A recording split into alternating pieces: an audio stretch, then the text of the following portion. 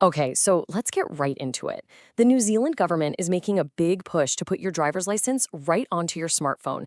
And it sounds super convenient, but it's also kicking up a huge debate about privacy. So, in this explainer, we're going to break it all down the good, the bad, and the tech behind what this actually means for all of us. I mean, just think about it for a second. How many times have you been asked for ID? You're at a bar, you're picking up a package, maybe you get pulled over. The whole idea here is to swap that old, faded plastic card for an app. But is it really going to be that simple? And look, this isn't just some vague idea floating around. This is official policy. There's a bill heading to Parliament, and the goal is to make these digital licenses a legal reality by the middle of 2026. So yeah, the wheels are definitely in motion. So let's start with the government side of the story, right? They're really framing this as a logical, kind of overdue step into the 21st century. The Prime Minister's take on it is pretty straightforward. We already use our phones for banking, for paying for groceries, so why not for ID? He's basically arguing this is just the government catching up with how Kiwis already live. And here are the specifics they're pointing to.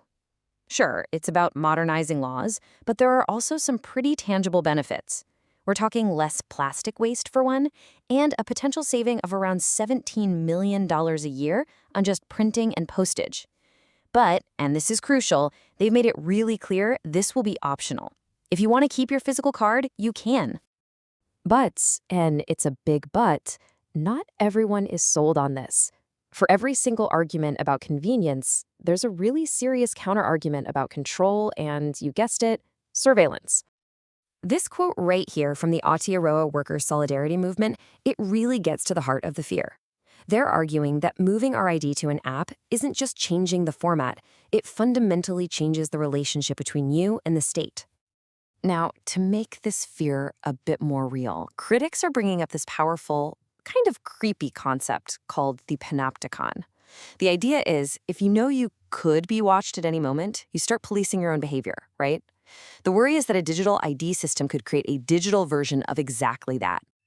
And this chart here really lays out the core difference. Your plastic card, it's just a piece of plastic.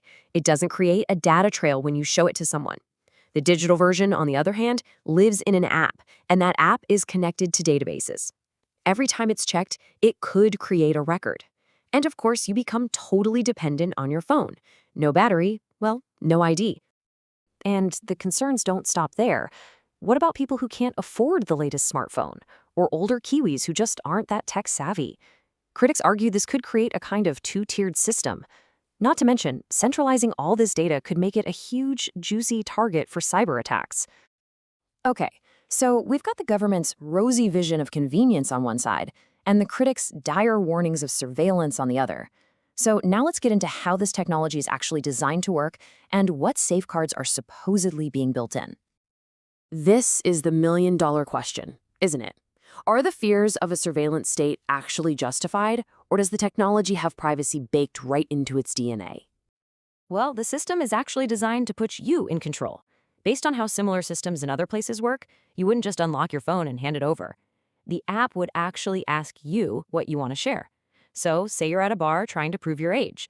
You could choose to only share your photo and a simple "yes, I'm over 18" confirmation, without ever revealing your name, your address, or your actual date of birth. And the Verifiers app is designed to not store your data after the fact. And this is all backed up by New Zealand's own rules. The Digital Identity Trust Framework is really clear on this. There will be no central government database tracking where you go and what you do. The issuer, so the NZT, is specifically prevented from seeing when and where you use your digital ID. Your consent is mandatory for every single transaction, and the data stays encrypted on your device, not on some government server. Okay, so that's the tech and the debate. Where are we at right now, and what does the road ahead look like? The timeline is pretty clear. The law is being worked on as we speak. If it all passes, we can expect digital licenses to become legally recognized by the middle of 2026, and then a public rollout will start after that. So here's the crucial point for today. Right now, even if you have the NZTA app on your phone, it is not a legal substitute for your plastic license. You are still required by law to carry that physical card when you're driving. That is exactly what this new legislation is designed to change. So, when you boil it all down, it really comes to this fundamental question. Digital identity is coming. There's no doubt about that. And while the technology seems to have some safeguards, it really forces us all to ask, are we ready for this trade-off? The trade-off between the ease and convenience it offers and the control we might be giving up.